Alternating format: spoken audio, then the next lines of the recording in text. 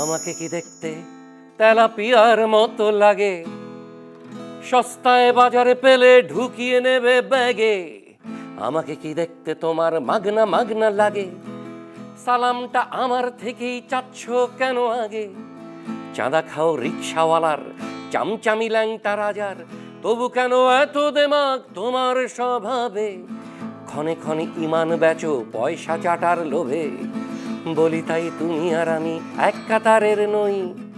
বেচিনি মাথা আমি, তোমার মাথা কই, ও তোমার মাথা কই? পকেটটা শূন্য হলেও সিনা আমার টান, তুমি করো ক্রস ফায়ারে ব্যবসার সন্ধান। জনগণ চেনে তুমি স্বৈরাচারের ঢাল, চামচাগিরির টাকায় হচ্ছ মালামাল। বলি তাই তুমি আর আমি এক কাতারের নই। বেচিনি মাথা আমি, তোমার মাথা কই, ও তোমার মাথা কই? বিএনপির মতো একটা দল না থাকলে আমার রাজনীতিতে আসাটা হতো না। যেই সামাজিক দায়বদ্ধতাটা বিএনপির আছে, অন্য কোনো রাজনৈতিক দল আমাকে সেরকমভাবে টানেনি।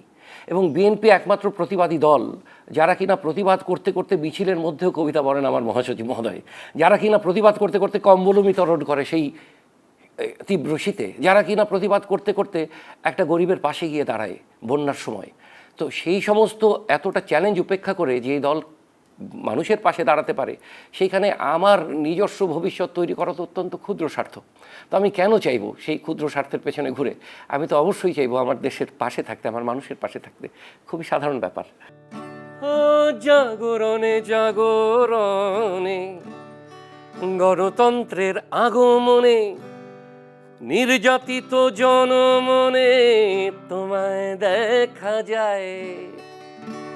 বুকেতে জমানো ব্যথা, না বলা শত কথা, লক্ষ কোটি দেশ জনতা আজ তোমাকে চায়।